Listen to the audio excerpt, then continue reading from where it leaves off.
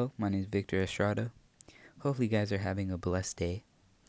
This is my podcast on a book called They Poured Fire on Us from the Sky, written by Benson Dang, Alfonso Dang, and Benjamin Ajak. So sit back, relax, and enjoy. So this woeful book follows three young boys from a southern Sudanese tribe called the Dinka tribe. You have Benson, Alpha, and Benjamin, and they are described in the introduction to be tall, around 6 feet, having short cropped hair, and also having impossibly black, flawless skin. That's them as adults. However, them as children is not really described. In the first section of the book, it describes their life before the war. They weren't poor and had enough just to make them happy and proud. However, it later mentions how this group of people attacks their village, and little would they know their lives would never be the same. Please note that these boys were only 5 when that happened. The many people from southern Sudan were forced to live in Ethiopia as refugees, and boys like Benson, Alpha, and Benjamin were called a group called the Lost Boys. The boys have to unfortunately embark on a 5-year journey to get to Ethiopia, and that is what the second section focuses on. The boys describe the unbearable conditions they face and all of the death they witnessed.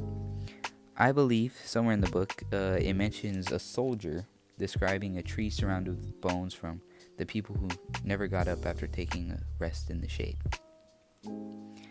There were hyenas, lions, and lice, and don't forget the hot scorching sand. There was way more challenges they faced, but that was just to name a few. They moved from different camps because of it being unsafe, and Alpha gets sick and is separated from Benjamin.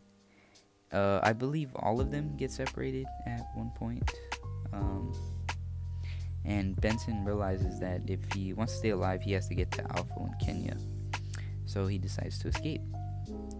Part 3 begins with Benson's escape to Kenya, and they all remarkably find one another. Part 3 also displays how they have to take an INS interview to come to America. This whole process is fairly long, but they pass and are able to come to America.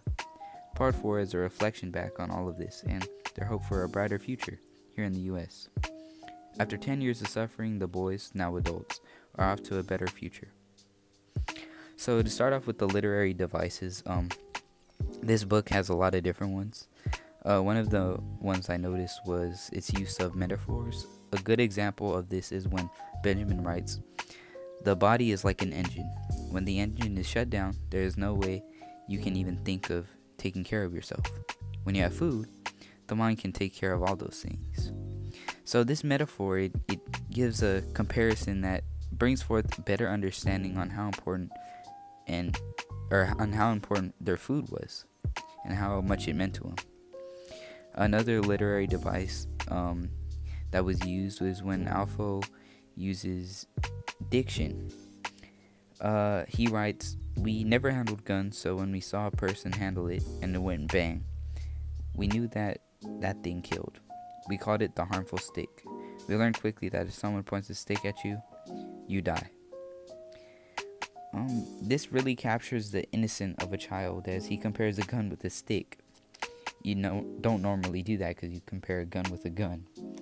And it manifests the mindset of a child that has seen nothing more but violence and has grown up around all of that. This book shows a childlike perspective on war. It was truly awakening to read this book as it made me more appreciative of what I have. I would say the overall theme here is resiliency, as here are these children who go through challenges most adults can't even endure, yet they power through it and come to America to live a better life. Now, for the overall purpose of this book, it has been used to shed light on the terrible circumstances the poor people in Sudan had to go through in the Second Sudanese Civil War.